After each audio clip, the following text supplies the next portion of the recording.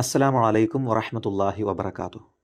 ബിസ്മില്ലാഹ് വൽഹംദുലില്ലാഹ് വസ്സലാത്തു വസ്സലാമു അലാ റസൂലില്ലാഹ് വഅലാ ആലിഹി വസഹ്ബിഹി അജ്മഈൻ. അമ്മാ ബഅദ്. ബഹുമാന്യരായ സഹോദരീ സഹോദരങ്ങളെ, സൂറത്തു ആലു ഇമ്രാൻ 92-ാമത്തെ ആയത്തിൽ അല്ലാഹു സുബ്ഹാനഹു വ തആല പ്രകാരം പറഞ്ഞു വെക്കുന്നുണ്ട്: ലൻ തനാലുൽ ബിർറ ഹത്താ തുൻഫിഖൂ മിമ്മാ തുഹിബ്ബൂൻ വമാ തുൻഫിഖൂ മിൻ ഷൈഇൻ ഫഇന്നല്ലാഹ ബിഹി അലീം.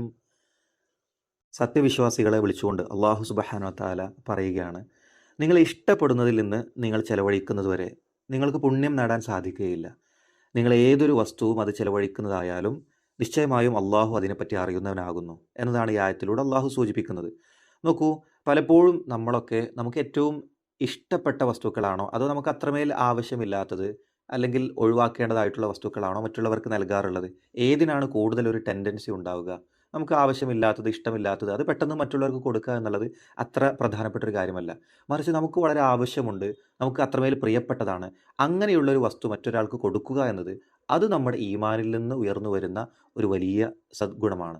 ആ നിലക്കാണ് അതിന് വലിയ പുണ്യം ഈ ആയത്തിൽ നമുക്ക് വായിച്ചെടുക്കാൻ സാധിക്കുന്നത്. മാത്രമല്ല, ഈ ആയത്തിൻ്റെ അവതരണ പശ്ചാത്തലത്തിൽ ചരിത്രത്തിൽ നമുക്ക് കാണാൻ പറ്റും, പല സ്വഹാബത്തും ആ നിലക്ക് തങ്ങൾക്ക് ഏറെ പ്രിയപ്പെട്ട പലതും ദാനം ചെയ്തു എന്ന് കാണാൻ സാധിക്കും. അൻസ്വാരികളിൽ വളരെ ധനികനായിരുന്ന ഒരു വ്യക്തിയായിരുന്നു അബൂ ത്വൽഹത്ത് റളിയല്ലാഹു അൻഹു.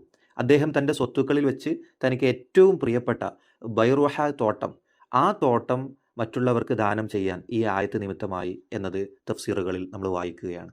ഇത്തരത്തിലുള്ള ഒട്ടനവധി ആയത്തുകളിലൂടെ, ഹദീസുകളിലൂടെ, ചരിത്ര സംഭവങ്ങളിലൂടെ നമ്മൾ ഉൾക്കൊള്ളേണ്ട ഒരു പാഠം എന്താണെന്ന് വെച്ചാൽ, അള്ളാഹു സുബ്ഹാനഹു വ തആല നമുക്ക് നൽകിയിട്ടുള്ള അനുഗ്രഹങ്ങൾ, ഒട്ടനവധിയായ അനുഗ്രഹങ്ങൾ, അത് മറ്റുള്ളവർക്കും ഷെയർ ചെയ്തു നൽകുക, പങ്കുവെക്കുക എന്നത് ഒരു വിശ്വാസിയുടെ ഒരു വലിയ ഗുണമാണ്. അതിലൂടെ വലിയ പുണ്യങ്ങളാണ് നമ്മെ കാത്തിരിക്കുന്നത് എന്നത് നമ്മളൊക്കെ മനസ്സിലാക്കേണ്ടതുണ്ട്. സൂറത്തുൽ ബഖറയിലെ 83-ാമത്തെ ആയത്തുകൂടി നമുക്കിതിനോട് ചേർത്ത് വായിക്കാം. അള്ളാഹു സുബ്ഹാനഹു വ തആല തനിക്കല്ലാതെ ആരാധനകൾ നിർവഹിക്കരുത് എന്നു പറഞ്ഞതിനു ശേഷം നമസ്കാരവും സക്കാത്തുമെല്ലാം സൂചിപ്പിക്കുന്നതിന് മുന്നോടിയായി അള്ളാഹു സുബ്ഹാനഹു വ തആല പറഞ്ഞു വെക്കുകയാണ്, തൻ്റെ മാതാപിതാക്കൾക്ക് നന്മ ചെയ്യണം, അതുപോലെ തന്നെ ബന്ധുക്കൾക്ക്, അനാഥകൾക്ക്, അഗതികൾക്കൊക്കെ നന്മ ചെയ്യണം, ജനങ്ങളോട് നല്ല വാക്കു പറയണം എന്നത് വളരെ പ്രാധാന്യത്തോടു കൂടി എടുത്തു പറയുകയാണ്. ഇത്തരത്തിൽ നമുക്ക് ലഭ്യമായ അനുഗ്രഹങ്ങൾ അത് മറ്റുള്ളവർക്ക് കൂടി പങ്കുവെക്കേണ്ടതിൻ്റെ അനിവാര്യത, പ്രാധാന്യം, അതുപോലെ അതിലൂടെ ലഭിക്കുന്ന പുണ്യം, അതെല്ലാം നമ്മൾ ഉൾക്കൊണ്ട് കഴിഞ്ഞു എങ്കിൽ അള്ളാഹു സുബ്ഹാനഹു വ തആല നമുക്കായി നൽകിയ വളരെ പ്രധാനപ്പെട്ട ഒരു അനുഗ്രഹമാണ് വസ്ത്രം എന്ന് പറയുന്നത്.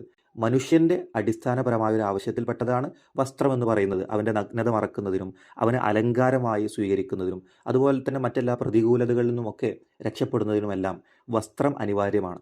ആ നിലക്ക് അള്ളാഹു സുബ്ഹാനഹു വ തആല സൂറത്തുൻ നഹ്ലിലെ 81-ാമത്തെ ആയത്തിൽ ഇതൊരു അനുഗ്രഹമായി തന്നെ എടുത്തു പറയുന്നുണ്ട്. വജഅല ലക്കും സറാബീല തഖീകുമുൽ ഹർറ വസറാബീല തഖീകും ബഅസകും കദാലിക യുതിമ്മു നിഅമതഹു അലൈക്കും ലഅല്ലകും തുസ്ലിമൂൻ. നിങ്ങളെ ചൂടിൽ നിന്ന് കാത്തുരക്ഷിക്കുന്ന ഉടുപ്പുകളും നിങ്ങൾ അന്യോന്യം നടത്തുന്ന ആക്രമണത്തിൽ നിന്ന് നിങ്ങളെ കാത്തുരക്ഷിക്കുന്ന കവചങ്ങളും അവൻ നിങ്ങൾക്ക് നൽകിയിരിക്കുന്നു. അപ്രകാരം അവൻ്റെ അനുഗ്രഹം അവൻ നിങ്ങൾക്ക് നിറവേറ്റി തന്നിരിക്കുന്നു, നിങ്ങൾ അവന് കീഴ്പ്പെടുന്നതിനു വേണ്ടി. എങ്കിൽ വസ്ത്രമാകുന്ന ഈ അനുഗ്രഹം അതില്ലാത്തവർക്ക് പങ്കുവെക്കുക, ഇല്ലാത്തവർക്ക് എത്തിച്ചു നൽകുക എന്നത് നമ്മുടെ ഒരു ഉത്തരവാദിത്തമല്ലേ? ഭക്ഷണമില്ലാത്തവർക്ക് നമ്മൾ ഭക്ഷണം നൽകാറുണ്ട്, മറ്റു അടിസ്ഥാനപരമായ ആവശ്യങ്ങളില്ലാത്തവരെ നമ്മൾ സഹായിക്കാറുണ്ട്. അതുപോലെ തന്നെയാണ് വസ്ത്രമില്ലാത്തവർക്ക് ആ വസ്ത്രം എത്തിച്ചു കൊടുക്കുക എന്നത്.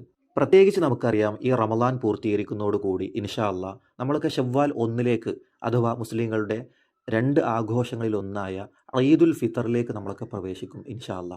ആ ഒരു സന്ദർഭത്തിൽ പ്രത്യേകിച്ച് ചെറിയ കുരുന്നു മക്കളുടെയൊക്കെ മനസ്സിലെ പെരുന്നാളിൻ്റെ വലിയ ആവേശങ്ങളിൽ ഒന്നാണ് ഈ പുതുവസ്ത്രം, അതിൻ്റെ പുതുമണം, അത് കൂട്ടുകാരോടൊപ്പം പങ്കുവെക്കുന്നു, അതിൻ്റെ ആ ഒരു പുതുമയും ഭംഗിയും ഒക്കെ പരസ്പരം ചർച്ച ചെയ്യുന്നു.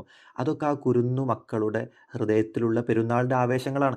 നമ്മുടെ മക്കൾക്കൊക്കെ ഒരു പക്ഷേ അത് സ്ഥിരമായി എല്ലാ പെരുന്നാൾക്കും ലഭിക്കുന്നുണ്ടാകാം, അല്ലെങ്കിൽ മിക്കവാറും പെരുന്നാൾക്കൊക്കെ നമുക്കത് നൽകാൻ കഴിയുന്നുണ്ടാകാം.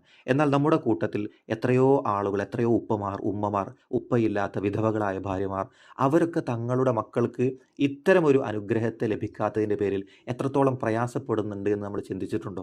എങ്കിൽ അവരെ സഹായിക്കേണ്ട ഒരു ബാധ്യത നമുക്കില്ലേ?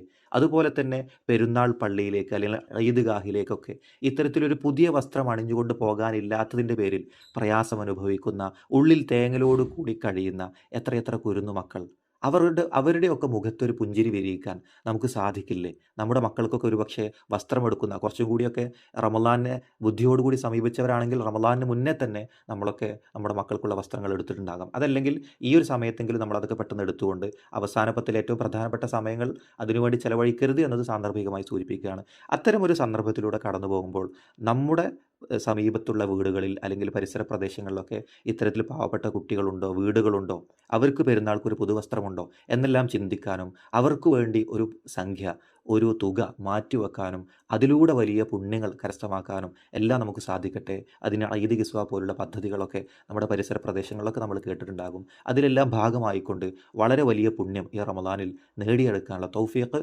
അല്ലാഹു സുബ്ഹാനഹു വ തആല നമുക്കെല്ലാം നൽകി അനുഗ്രഹിക്കട്ടെ. അസ്സലാമു അലൈക്കും വറഹ്മത്തുള്ളാഹി വബറകാതുഹു.